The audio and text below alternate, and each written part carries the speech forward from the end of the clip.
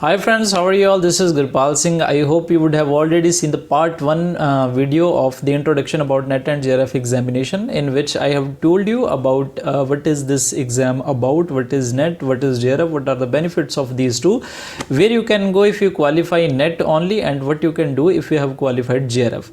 So this video is in a continuation of part 1. So if you have not seen or you have not watched the part 1 of the introduction of NET and JRF examination, I would request you to see that video first in order to understand this part of the introduction. So if you do not have the link, I have given the link in the description of this video, so you can click on that link and you can watch that video. So in the first part, we had already talked about number of things, but some of the things were remaining because there are so many questions in the minds of newcomers, new students about this examination. So in this video we'll be talking about these questions. So I have, in continuation of that presentation, I have made some questions that this was the presentation which I made on the basis of the question that comes to the mind of the student. What is national eligibility test, what is junior research fellowship, what is the difference between NET and JRF, what are the benefits of NET and JRF, and what is the eligibility criteria for NET and JRF.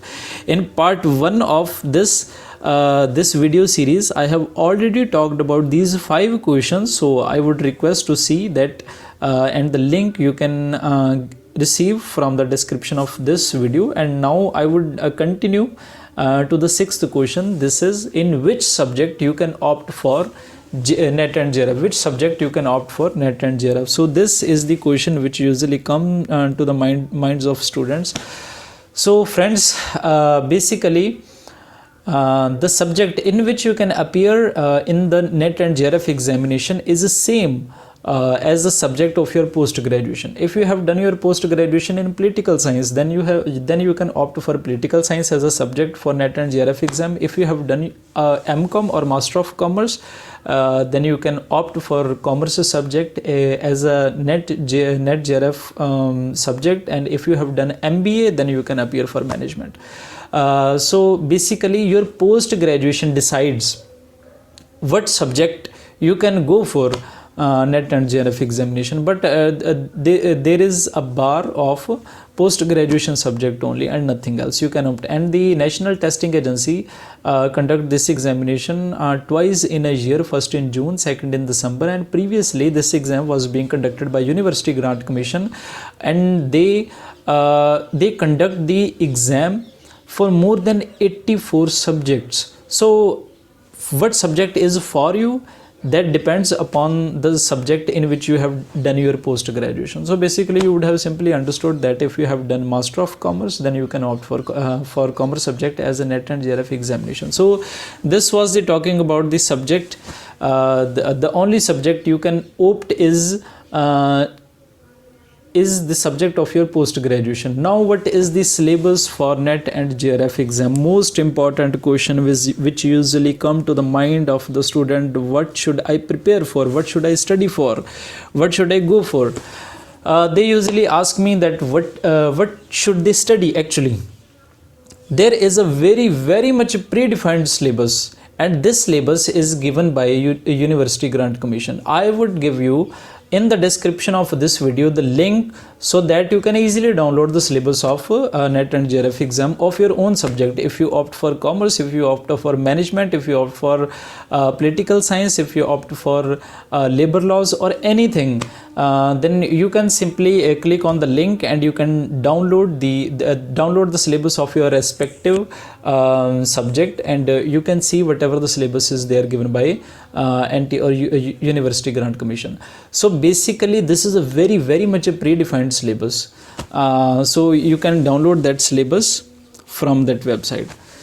And secondly, when the forms notification comes about upcoming exam, when the forms comes, so this question is raised by the students when the forms are out for the upcoming exam. I have already explained you that 2 times this exam is conducted in a year, first in June and second in December. For the June examination, the notification comes around March or April. So in these months the notification are out, and you are given approximately 1 month for applying for this examination. And as far as the December attempt is concerned, the notification is out at approximately September or October months. So you are again given approximately 1 month to fill for the exam online. So that was about the notification. And next thing, how can I qualify NET JRF? Most important and $1,000 million question. How you can go for this subject?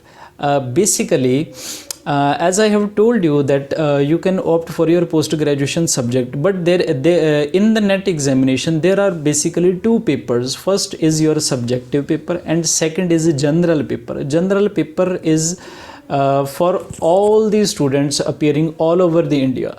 So general paper is paper 1, and the paper 2 is your subject paper, which we have already talked about. There are approximately 84 subjects in which this exam is conducted, and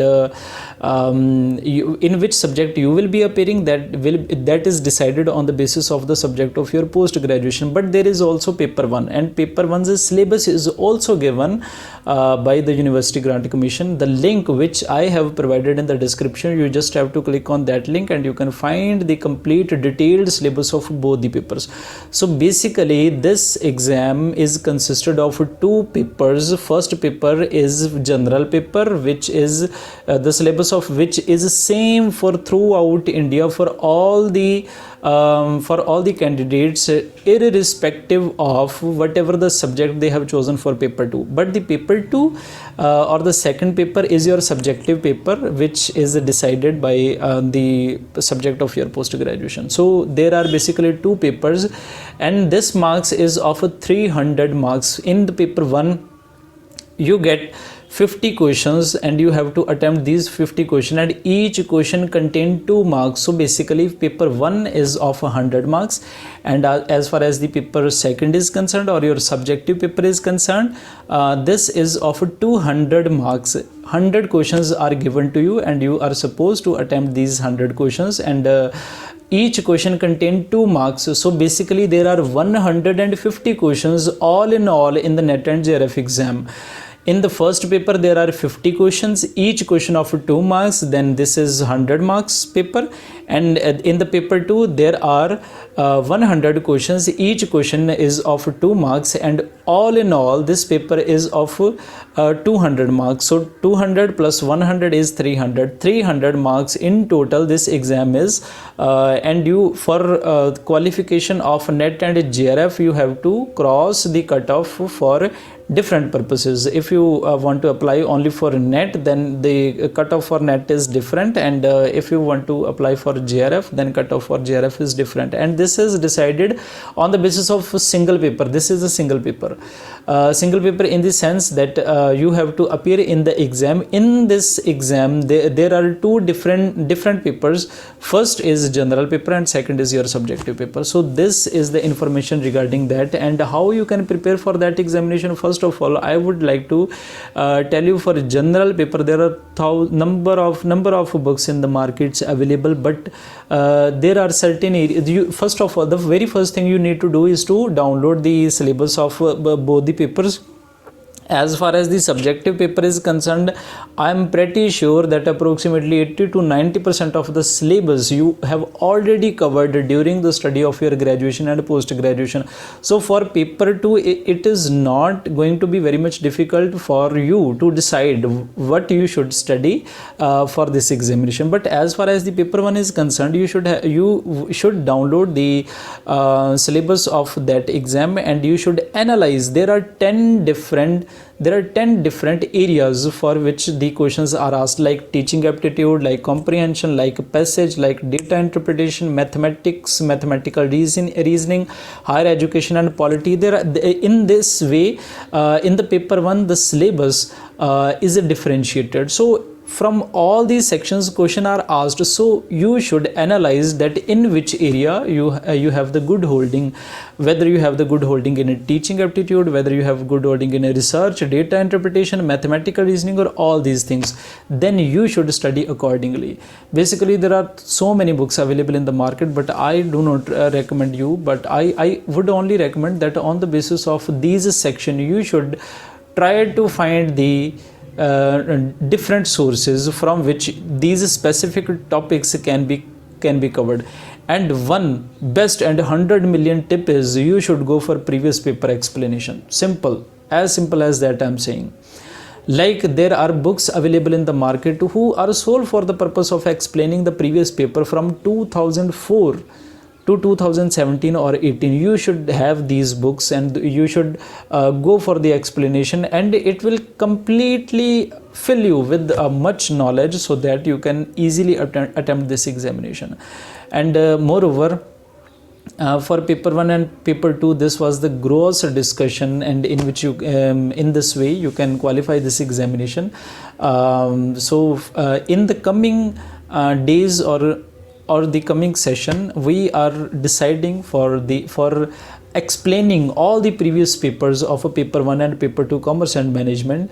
Explanation videos we are deciding to provide to you. So you are supposed to subscribe this channel, and this channel is not just for this exam. We are trying to give you information regarding each and every, as far as whatever we can do from our end.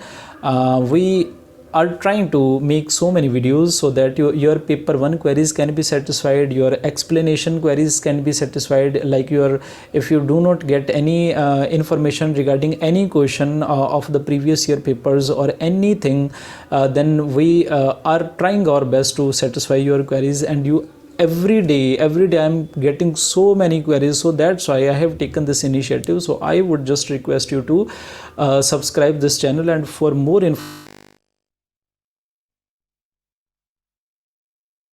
like introduction to NET and JRF examination, still there can be some question in the minds of students. If you think that in these two videos I have not covered any specific topic regarding this exam, whatever the knowledge you need, and I think I have already covered so many things, but still if you think that there are some things which I have not covered, you can simply leave a comment on this. Then I would certainly consider your request or consider your comment while making the next video in this part. And thank you so much for listening that and for attaching with me. I have given my number and the complete details regarding my FB groups, my WhatsApp groups. And then you can message me simply, and you can get the more videos and more satisfactory things which will be very much helpful for you to qualify this examination. Thank you so much. That was GURPAL Singh.